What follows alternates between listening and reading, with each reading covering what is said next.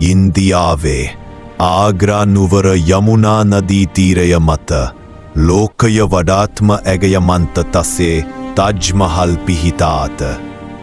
එහි කතාව ආරම්භ වන්නේ 17 වන සියවසේ මුගල් අධිරාජය වූ පාලන සමයදීයබී.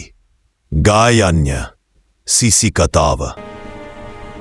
සේත්ත ෂාජහාන් අධිරාජය විසින් තම ආදරණීය බිරිඳ වූ මුම්තාස් මහල් සිහිවීම පිණිස තජ් මහල් ගොඩනැගීම නියෝග කරන ලදී. ඇයගේ අභාවයෙන් දැඩිසේ කම්පා වූ අධිරාජය ලෝකය මෙතෙක් කිසිවෙකු නොදුටු සොහොන් ගැබක නිර්මාණය කිරීම සිහින මැවුවේ. පිරිසිදු සුදු කිරිගරුටින් ඉබිකරන ලද තජ් මහල් එය සම්පූර්ණ කිරීම සඳහා වසර 20කට වැඩි කාලයක් සහ දහස් ගණනක් ශිල්පීන්ගේ ශ්‍රමය හා දක්ෂතාවය ලබා දත්තේය. එහි පරිපූර්ණ සමමිතිය perfect symmetry සිත සියම් කැට්ටයම් delicate carvings දක්වා සෑම තොරතුරක්ම අසාමාන්‍ය ශිල්පීය භාවය සහ සැලසුම පිළිබිඹු කරයි.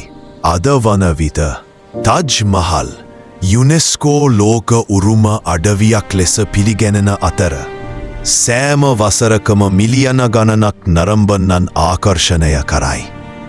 තජ් මහල් යනු ස්මාරකයකට වඩා වැඩිය.